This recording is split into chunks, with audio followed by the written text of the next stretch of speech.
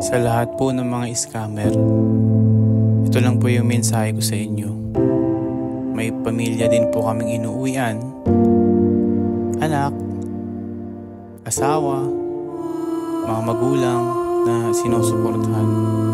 Sana bago kayo mga scam, maisip niyo rin yun. Mukhang na-scam ako guys sa Lalamove.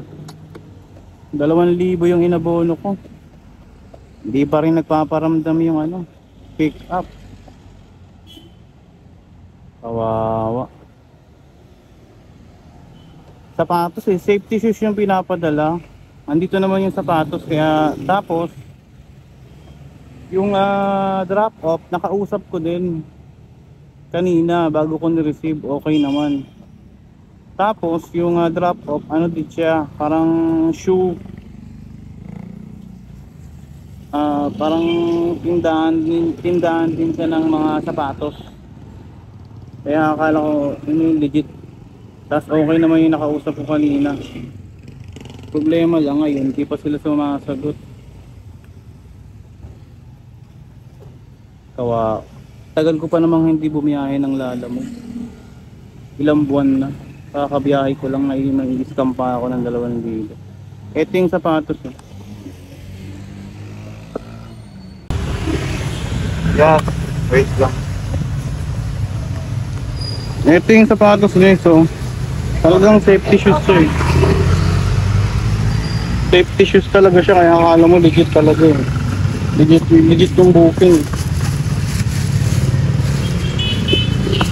Yan, baka may nangangailangan sa inyo ng safety shoes dyan. Bilhin nyo na lang ito.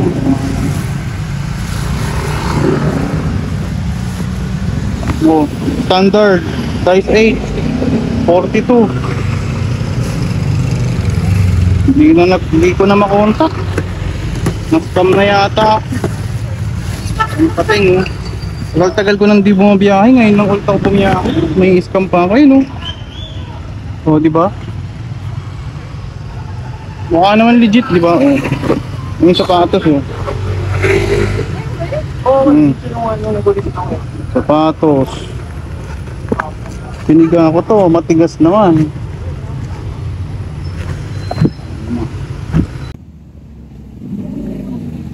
Yan guys, nakausap nga natin yung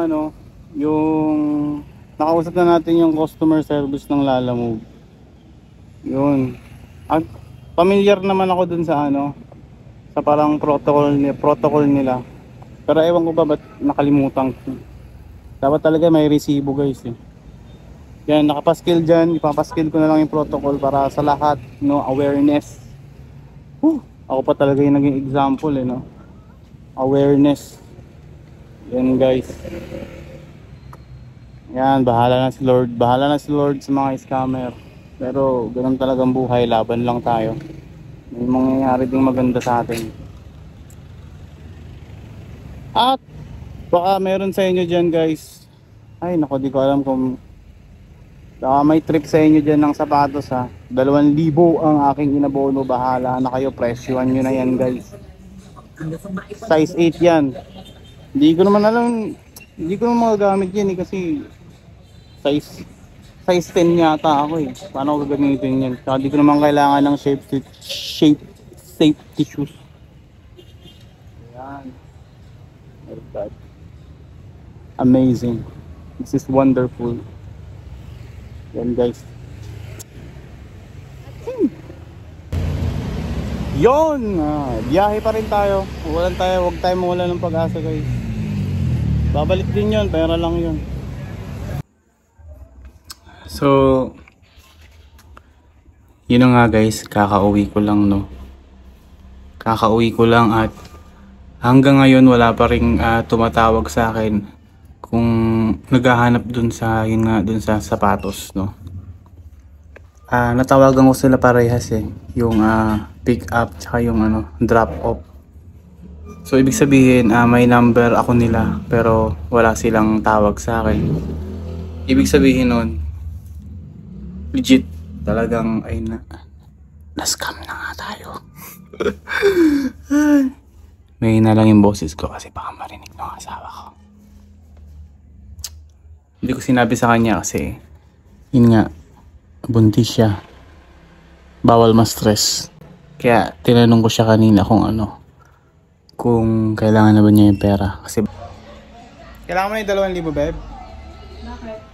Gcash yung binayad eh. Ay, naku. Okay lang. Hindi mo pa kailangan?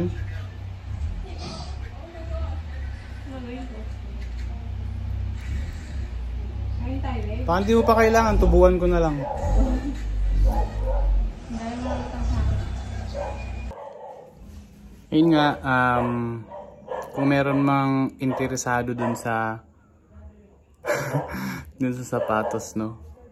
Ayan. Comment lang kayo ha. Yan, ano siya? Safety shoes. Size 8 ata yun eh. Okay naman siya eh. Pinisil ko nga yung harapan. Ano siya?